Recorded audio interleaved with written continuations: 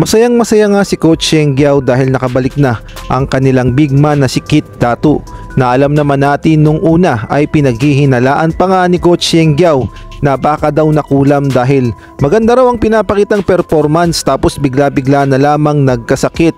Mabuti na lamang kanina ay nakabalik na nga ito kontra sa NLEX at gumawa nga ito ng 11 points, 5 rebounds, 4 blocks at 3 3 points sa loob lamang ng 22 minutes. Kaya naman masayang-masaya itong si Coach Cheng Giao sa pagbabalik ng kanilang big man na si Kit Datu.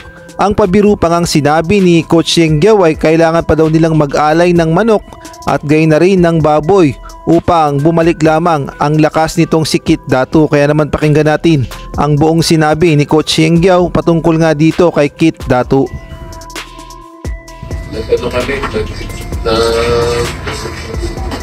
Nag-sacrifice kami ng mga manok tsaka baboy para makalaro siya ngayon. Nagpadugo kami para palagay ko okay na siya. Very rare talaga yung nangyayaring ganun, so hoping na hindi na maulit. Pati siya, hindi niya naintindihan kung anong mga nangyari. So, pero ito yung nabimiss namin kahit wala siya nung mga 3-4 na game yan, kahit kung nandyan siya kahit paano nakatulong siya. Kasi ngayon lang nakikita natin kung ano yung kaya niyang gawin. So, na-excite kami, no? May isa kaming big man na ternong-terno doon sa style ng laro namin. Can shoot threes, can post up, very aggressive.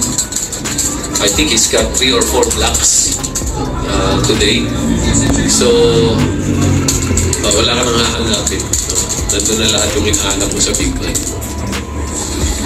Sa ibang balita naman, bad news nga ito para sa ating kababayang si AJ Edu, na alam naman natin na isa sa mga sentro ngayon ng Gilas Pilipinas. Ayon kasi sa mga report ay nagkaroon na naman ito ng injury sa kanyang paglalaro sa Japan B-League. Ayon kasi sa report ng Toyama Grouses na pinaglalaroan ni AJ Edu, nagkaroon daw umano ito ng pagdurugo o bleeding o hemorrhage, kaya naman sumailalim ito sa isang surgery. At ayon pa nga sa nabasa kong isang report ay mukhang sa tuhod na naman nadali ng injury itong si AJ Edu. Mukhang humina na nga yung rubbery cartilage ni AJ Edu na nagsisilbing shock absorber ng kanyang tuhod. Ayan nga ang naging problema niya ngayon at muli ay sumailalim na naman siya sa isang surgery. Maganda pa naman sana ang ipinapakitang performance ni AJ Edu sa Japan B-League, partikular na sa kanyang mother team na Toyama Grouses.